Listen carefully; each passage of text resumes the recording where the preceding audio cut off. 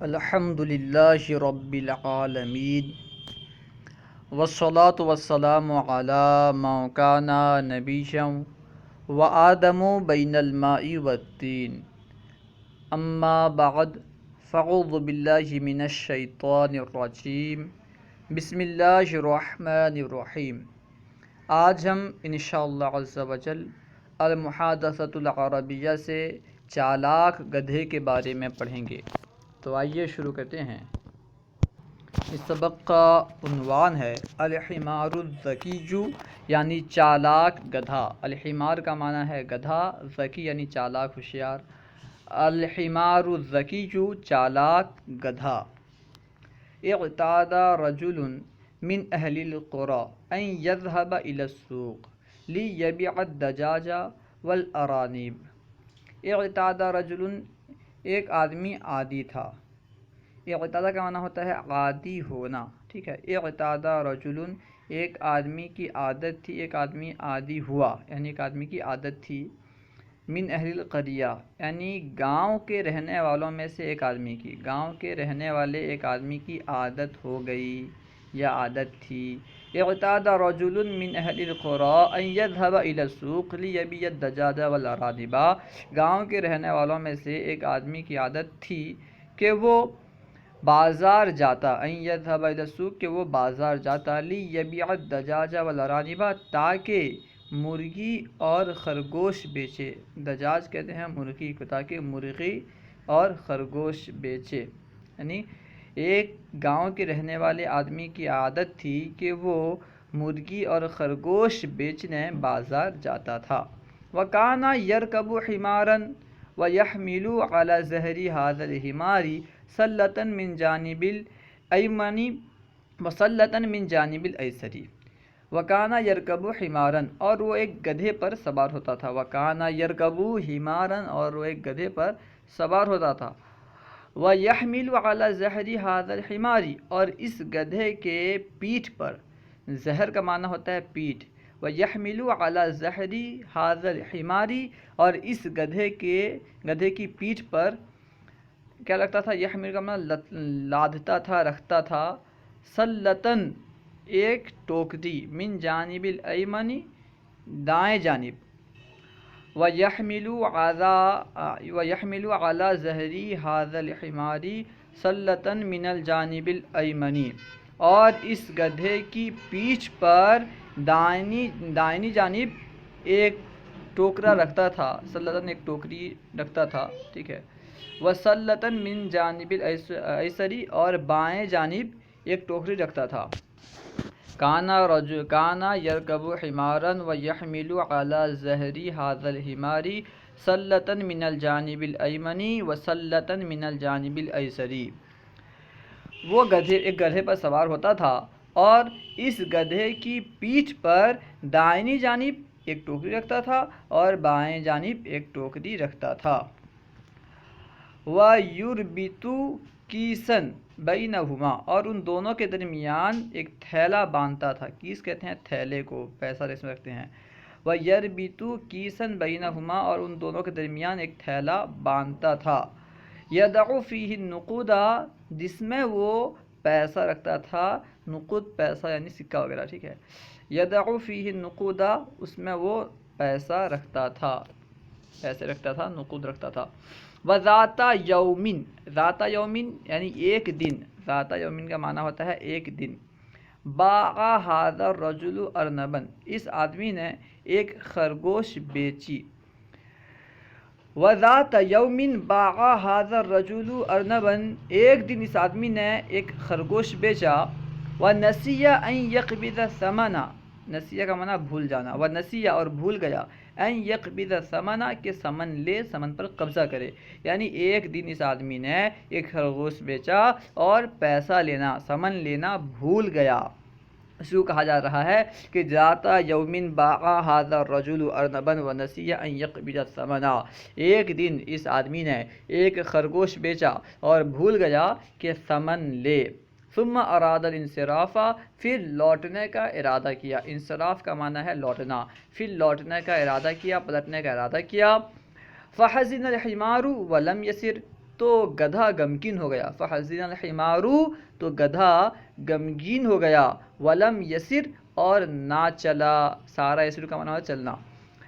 فحزن الحمار ولم یسل تو گدھا غمگین ہو گیا اور نہ چلا. فحزن الحمار ولم یسر تو گدھا غمگین ہو گیا اور نہ چلا، یعنی وہیں پہ کھڑا ہو گیا، نہ چلا.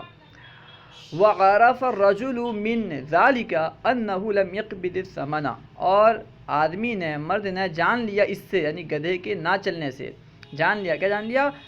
انه لم يقبض الثمن کہ وہ پیسہ نہیں لیا، کہ وہ ثمن نہیں لیا ہے، ثمن پر قبضہ نہیں کیا ہے. وعرف الرجل من هذا انه لم يقبض الثمن اور آدمی نے اس سے جان لیا کہ اس نے ثمن نہیں لیا ہے، ثمن پر قبضہ نہیں کیا ہے. لِأَنَّ مِنْ عَادَةِ الْحِمَارِ اس لیے کہ گدھے کی عادت میں سے تھی، یعنی یہ گدھے کی عادت تھی، اللہ یسیرا حتی یسمع صوت النقود التي توضع فی الکیس. اللہ اصل میں ان لا تھا، اللہ جو ہے نا اصل میں کیا تھا؟ ان لا. اس لیے کہ گدھے کی عادت میں سے تھی کہ وہ نہ چلتا. کیا تھی؟ ان لا یسیرا کہ وہ نہیں چلتا تھا. حتی یسمع یہاں تک کہ سن لیتا. کیا سن لیتا؟ صوت النقودی پیسوں کی آواز، التی توضع فی الکیس جو پیسہ کے تھیلے میں رکھا جاتا تھا. یعنی اس گدھے کی عادت یہ تھی کہ وہ نہیں چلتا تھا یہاں تک کہ وہ تھیلے میں رکھے جانے والے پیسے کی آواز سن لے.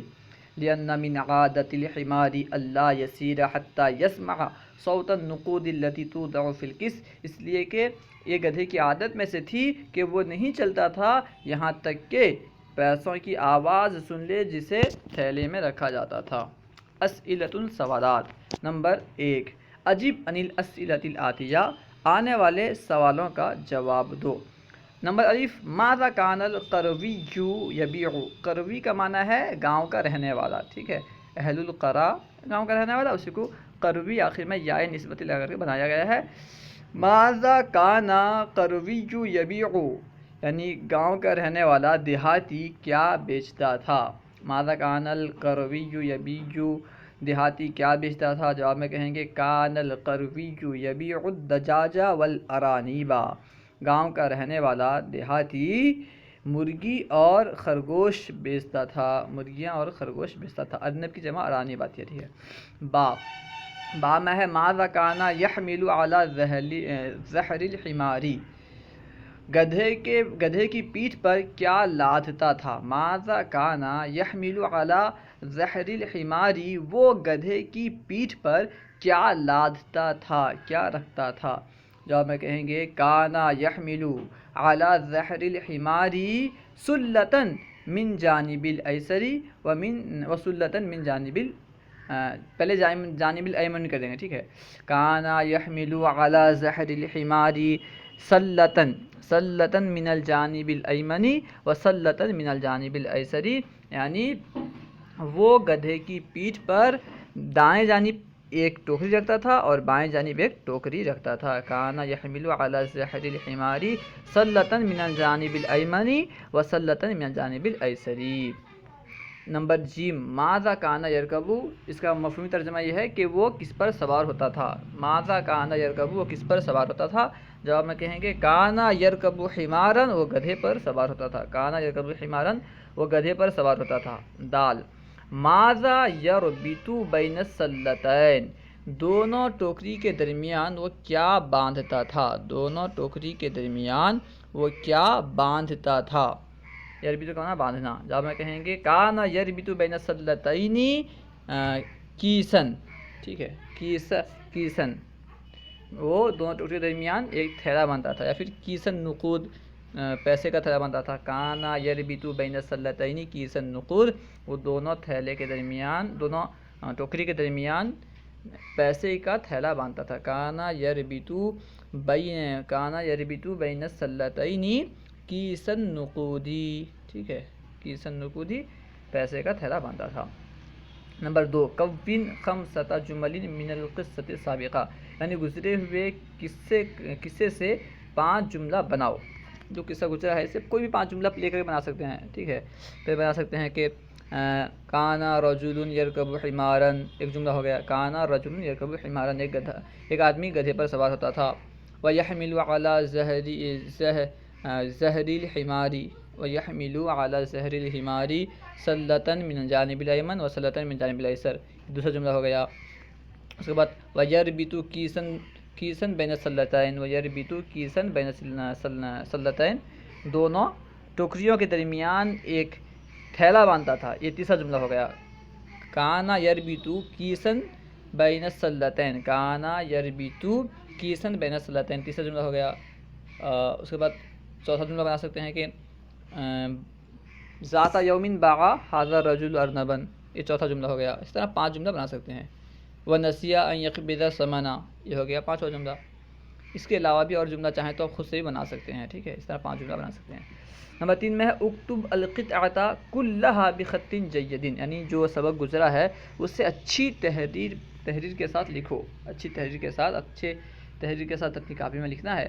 تو یہ تو لکھنا ہے کام ہے، اسے تو یہاں پہ کوئی سمجھانا کام نہیں ہے. اس لیے آپ اپنی کاپی میں سے اچھی تحریر کے ساتھ جہاں تک ہو سکے آپ کوشش کر کے اپنی کاپی میں لکھیں. ٹھیک ہے، اگر کوئی بات آپ کو سمجھ میں نہ آئی ہو یا درسیات کے متعلق کوئی سوال کرنا چاہتے ہوں تو کمنٹ باکس میں سوال کریں، انشاءاللہ عز و جل ممکنہ صورت میں اس کا جواب دیا جائے گا.